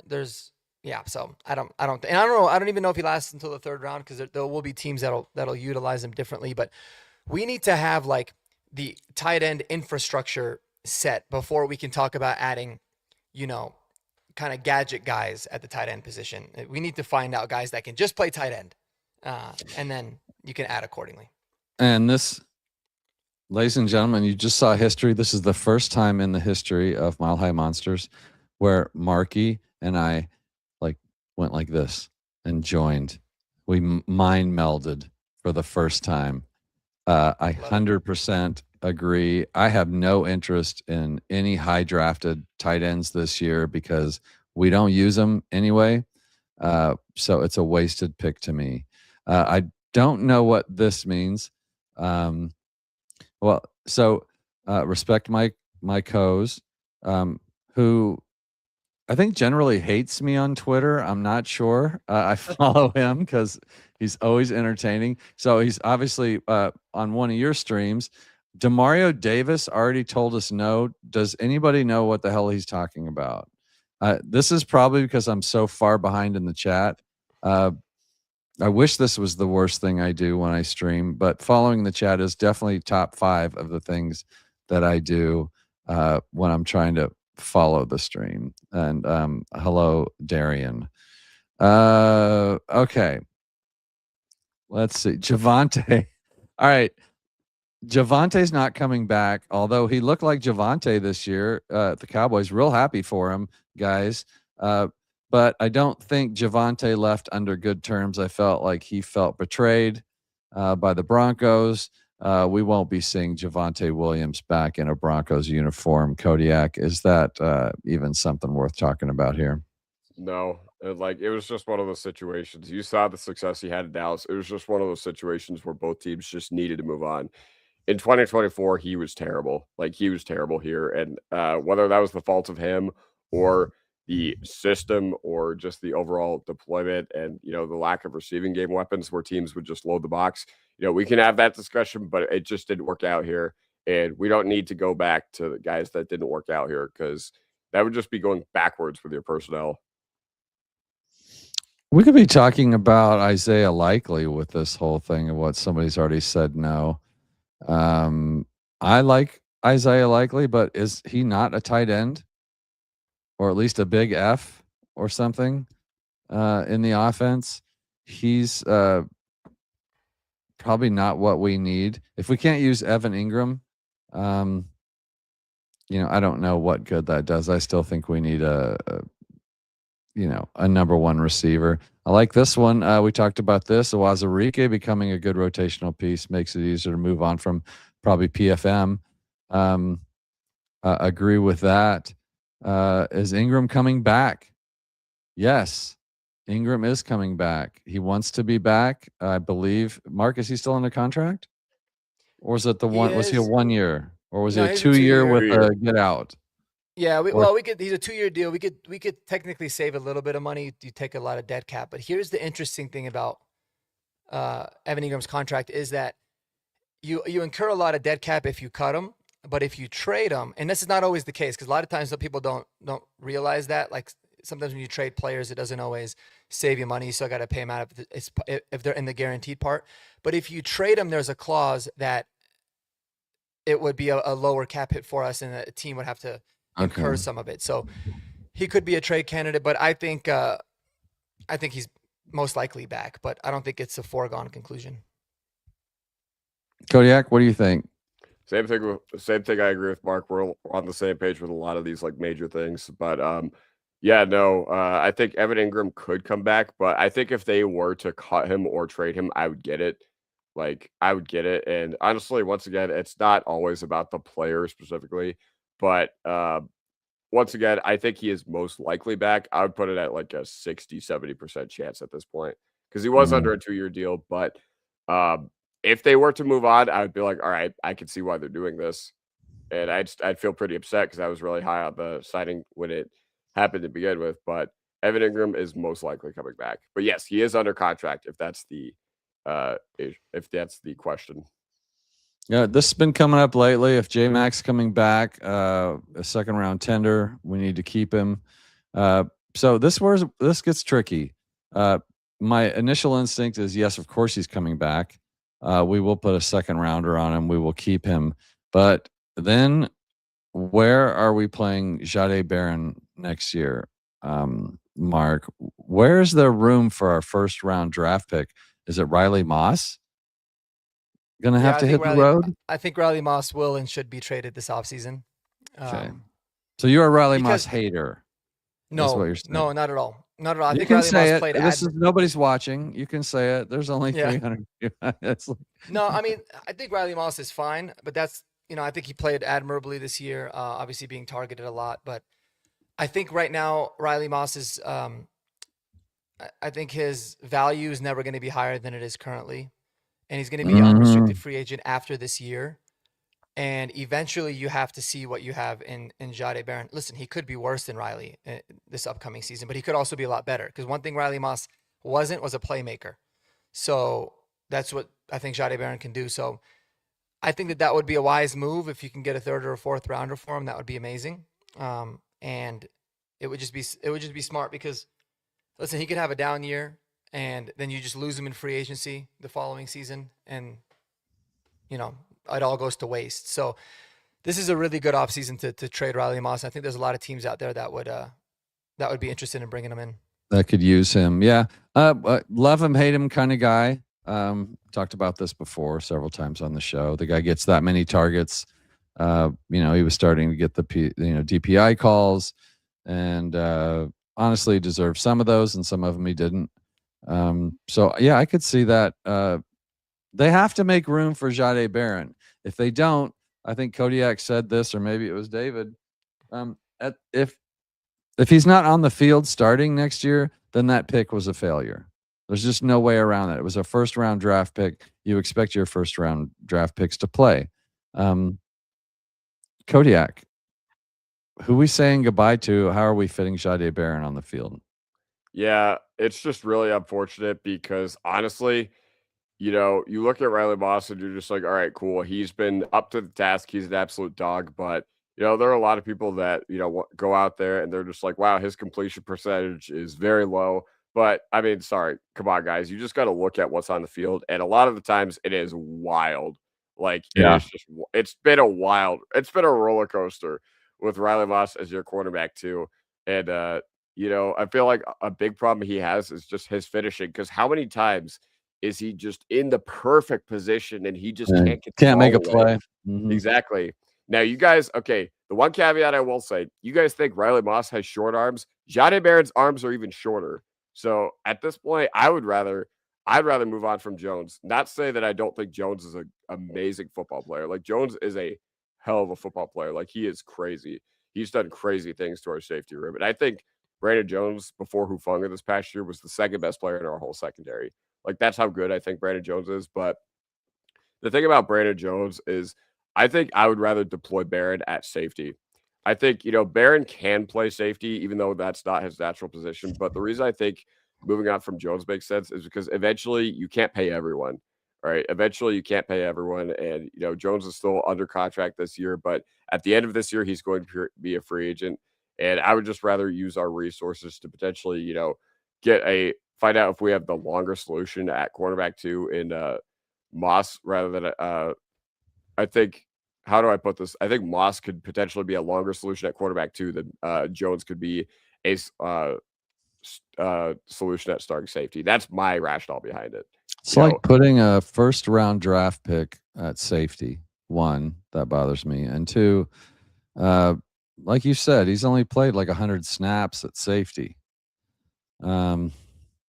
I guess I'm just not a big fan of moving players, and I guess I'm also a pretty big fan of the two safeties that we have. So I don't know. I do like the fact that Devontae Adari says he agrees with us, and so I'm just going to leave that up there. And so now, from whatever we say from here on out, we're covered. That everybody would agree with us. I'd play. Darian says he'd play Barron outside and Moss traded. I think that is probably the most likely outcome here, they have to do something with Jahdae Barron. They can't trade him. Well, they could, I guess. I don't know, but why would they? What else we got here? Drain. Another drain. Chris Miles, what's up? Abrams Dreams. Crushing It show, by the way. Guys, check that out. Now, when Chris Abrams has played, Mark, he's kind of showed out a little bit for his limited time on the field. So we have an overabundance of defensive backs on this team. Again, another reason why the Jahdae Barron pick still irks me. Are you if Moss goes down, how confident are you on a 3-game stretch with KAD playing in that backfield? No, yeah, I feel really good about it. I think Chris Abrams has been a stud, and a lot of people kind of overvalue Riley Moss because they're like, look what happened to our defense in 2024 when we lost them, and it's like, well, it's because we played Levi Wallace. Yeah, that's He didn't play Chris Abrams. That's right. Because it could have been very different had that been the case. And then you add Jahdae Barron to the equation. And listen, it just shows that Riley Moss's problem is not really because he has short arms and he's always a little bit close. Chris Abrams Drain is proof of that. He's way smaller than both Jahdae Barron and Riley Moss. But a lot of it is just about technique and being able to go out there and make plays. And Chris Abrams Drain has played like 90% less snaps than Riley Moss, and I think they have the same amount of interceptions. So, yeah, he's a playmaker. He's great because he can play outside and he can play nickel. He played nickel in Missouri in college. So I think Chris Abrams Drain is just another, argument of mine to say, like, yeah, I think we have to move on from Riley Moss because Jahdae Barron can go out there. If he doesn't play well, you can keep him in the dime back role and put Chris Abrams Drain. But we have an abundance there for sure. Yeah. And so jamming in the past, Jahdae Barron is the dime back currently, and that's true. But you can't have a first-round draft pick just playing dime. He needs to have a bigger role. You could move him outside and have KAD as your dime back. But I'm not a pro. So let's wrap this up. I thought I made a bookmark for this, but I didn't. A banner. But here's what I want to ask you guys.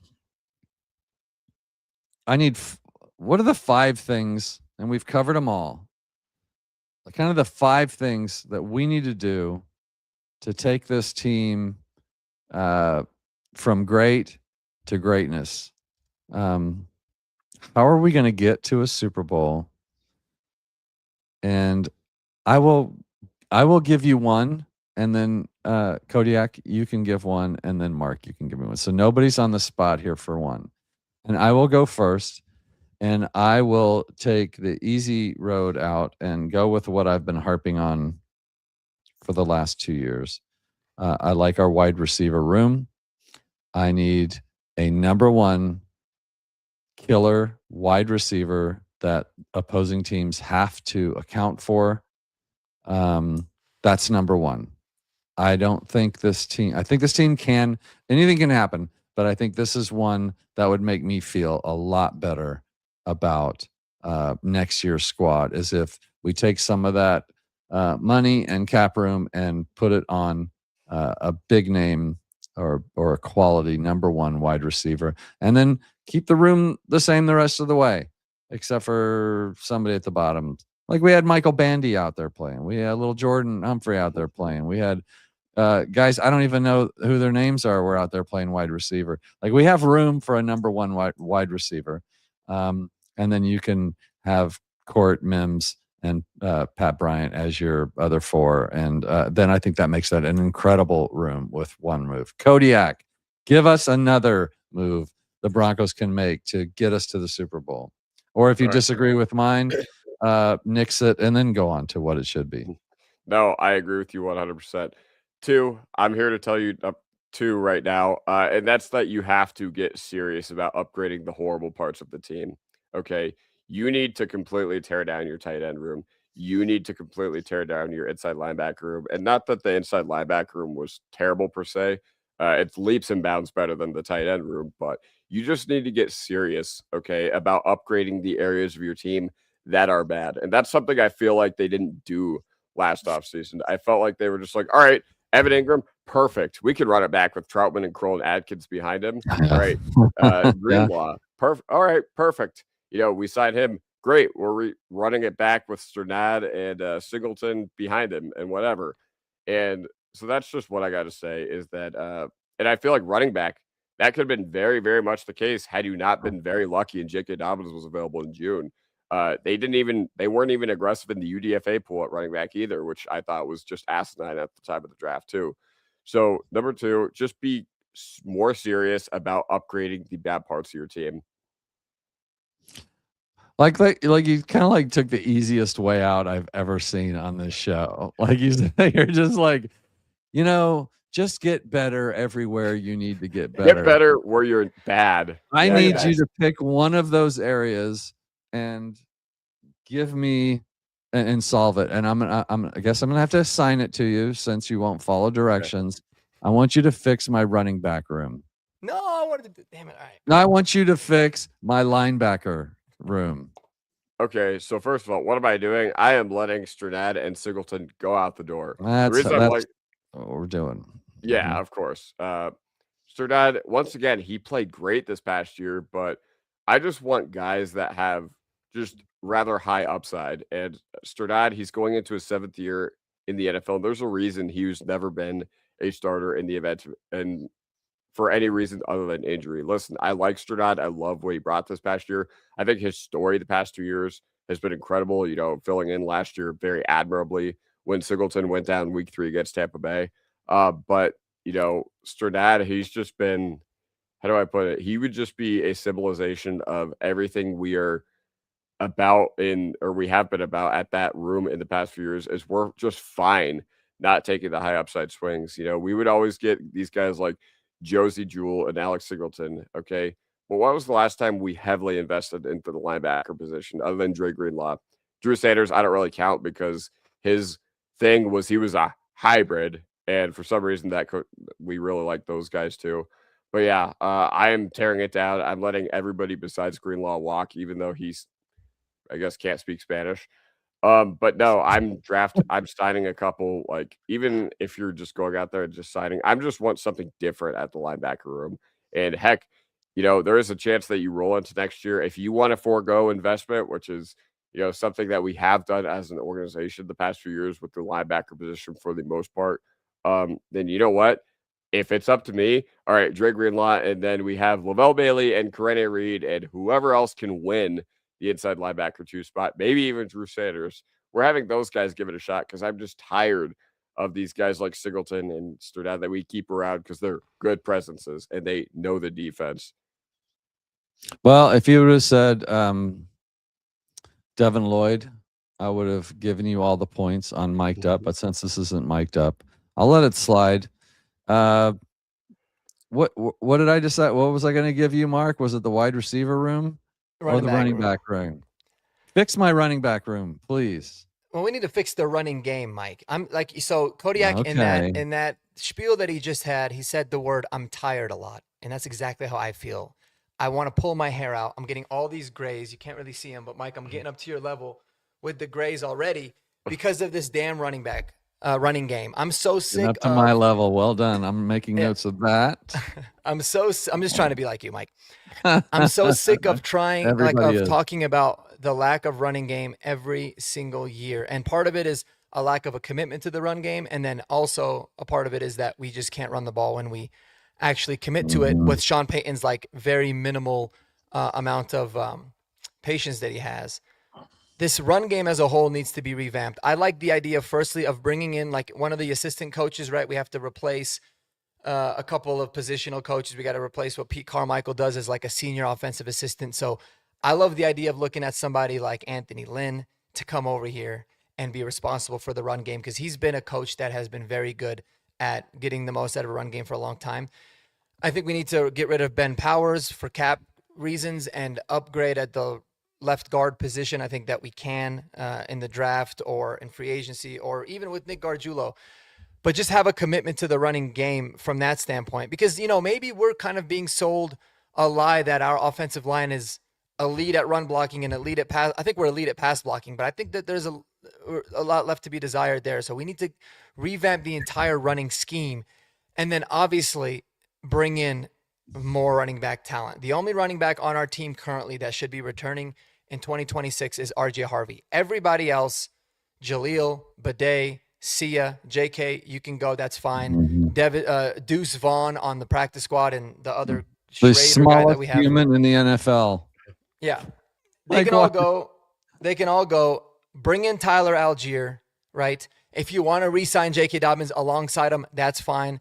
But bring in Tyler Algier, bring in another low-end running back that's a veteran that you can put on the practice squad, and then draft yourself a talented running back in the first 2 days of the draft. And let these guys go out there and compete to show who the hell can go out there and be a really good presence for this team. So we just need to have a running game, man. It's going to protect Bo. It's going to allow for us to rely less on Bo running, which we saw what happens this year when maybe he runs a lot. And also, it's going to make him a lot better because it's going to take all the pressure off him. Like, there was so much pressure on Bo Nix to deliver. And because he's a special player, he did most of the times. But, man, it would just be nice to have the ball with a lead with 5 minutes left on the clock in the fourth quarter and know that the other team's not going to get the ball back. And it's because we ran it down their throat. So bring back the dominant running game. And really, guys, I mean, I know this might sound ignorant, but it's not that hard to do. You see teams do it every single year. They revamp the running game. And so it's time that we do that this year. And it might be happening. I'll go next. Here's where I take on crazy fan, non-analyst take. Watching this season, every time Bo Nix was asked to go out on that field and win a game, he did it. Every single time. Think about that. Now, there was the Jaguars game. He was not given that opportunity because it was out of reach. He did what he needed to do in the Colts game, but we got the leverage call. And then the other one was kind of the same thing where I don't even remember what happened. It was the Chargers where Bo Nix did go down and get us the points we needed. And then the defense let us down. And with like a minute left, Justin, if Herbert was able to get them in field goal range and win that game. And so hats off to them and hats off to the Patriots for beating us at home.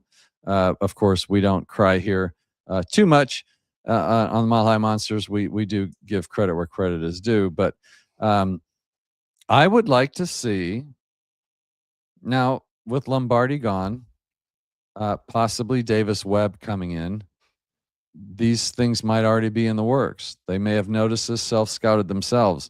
But isn't it weird how the offense disappears for quarters of games and then all of a sudden can seemingly score at will? It's about risk-taking.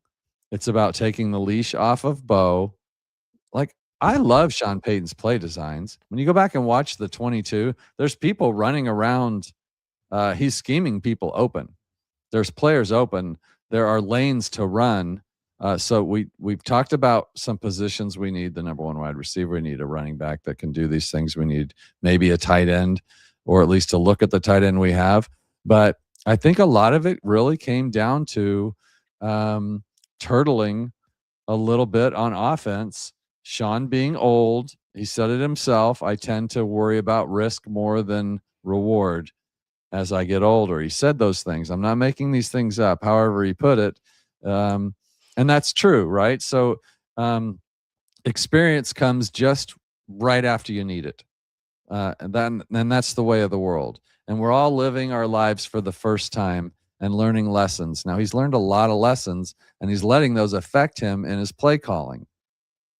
Maybe I would like to see the greatest show on grass. I'd like to see us go out and actually aggressively try and beat the crap out of teams offensively while we have a very good defense. Now, my nerd friends will tell me, well, you can't do that because if you go out there and try and score quickly and you try and throw the ball all around, then you get your defense tired. My response to that is, hey, if it's not working, then you can go back and pound the rock and give your defense a break and do 8, 9-minute drives. You can always go back to that because guess what? We're really, really good at doing that. Even without a run game, we're able to do 8-minute drives. Isn't that crazy? And that's because Bo Nix has a way of picking up first downs, and Cortland Sutton has a way of getting first downs. I don't think there was anybody better in the NFL than Bo Nix in third down passing conversions and touchdowns this year. So suck it if you don't like it, but I think that's another big move to take this team to the next level. It'd be letting Bo off the chain a little earlier and seeing what we've got there. Kodiak, there's 4 of them. There's got to be something else on your mind that's keeping us from, it could be coaching, it could be a player, it could be anything else, but we're going to give this blueprint and then I'm forwarding this on to Sean. He's expecting it in form of a Google sheet by 5 o'clock today. So I've got about an hour to pull this together. So what do you got? All right. So before we wire this to Sean Payton, I just want to say that I will do this with Mark. Like he and I are at a very similar page as far as this. Dude, I am sick of our tight ends. I'm just so sick of seeing Troutman, of seeing Kroll, of seeing Adkins, of seeing all those guys get more snaps than they should because they're good, culture guys or good locker room leaders or whatever because they know the scheme. Like, dude, at a certain point, we got to be like, all right, we've probably gotten the worst tight end play in the NFL over the past 2 or 3 years. I'm probably thinking of another team, but for a team that's actually competent and for a team that's actually been as good as we have, the amount of success that we've had without a good tight end has been insane because you've seen the common denominator for a lot of really good teams in the NFL has been a tight end. Like over the past few years, San Francisco 49ers, very consistently good team. George Kittle, Chiefs, Travis Kelce. You said it on the show. That's another point. Go ahead. Yeah. Go ahead. Okay. But either way, so we need to upgrade everywhere we can at tight end. I don't care if we trade Ingram. I don't care if we release Ingram. I have no preference either way. I would get if they brought him back. I would get if they cut him. But you need to draft at least 2, in my opinion. I think you got to at least draft 2 because it's less about, the players that we're getting rather than it is just overhauling the room. Okay. And not only that, but you need to make sure, like, hey, if we're bringing in this tight end who can catch a lot of balls, if we're bringing in this tight end to be a receiver, you need to make sure you actually deploy them in that role. Okay. And the inverse is true. If you are signing dudes just to block, Mark has actually brought this up on his channel a lot. Remember Chris Manhertz 2 years ago? How we were told that he'd be this incredible blocking tight end and he couldn't block for anything. But with Kroll, with Troutman, with Adkins, you have guys who can't catch. You have guys who can't run routes. You have guys who can't block. So if you're doing all those things on the football field, if you can't catch, can't block, can't run routes, and you're a skill position player, I feel like you're kind of in trouble. Are you not? Yeah, I think if we're not using tight ends anyway, I don't want to invest too much in it. But maybe, maybe that's going to change again. We're going to have no more screen passes. If the run game starts working, Bert, you'll see less screen passes. So, look, guys, I think we kind of gave you the blueprint on how to fix this team. If I'm missing something, Mark, did we miss something? Let's see. We're going to fix the run game. We're going to get a number 1 wide receiver. We're going to shore up our linebacker position. We're going to let Bo cook. And I forget what else we talked about. Do we get running back, wide receiver, like defense? I think maybe we only need 4 things to win a Super Bowl. I think the general, there's a lot of generals in there. I know that these two great gentlemen are going to be doing very in-depth free agency shows. There's going to be some draft shows, both on their individual channels at Kodiak Broncos and at Marcky Sports Denver. You can also find them on Horsepower Hour with whatever his name is, Jeremy Sean. I still don't understand that. And David Talks Broncos. We're going to have to work on his branding. Jeremy, if you're watching, you know I love you, and we're going to have to fix that, though. So, but if you guys, if you guys have any time left in your day after I kept you on here for nearly 2 hours, I hope it's a wonderful day for you. I couldn't be more happy to be joined by a couple of the best in the business when it comes to this stuff. A meathead like me loves to hear that my dreams are crushed when I talk about Justin Jefferson or the like. And so thank you for ruining the rest of my day, but I hope we made the rest of your day. Broncos country, thank you so much for being in the chat. For Mark and Kodiak, I'm Mike Carmelini. We will see you all in the coming days because we're on all the time. Go Broncos. Peace out.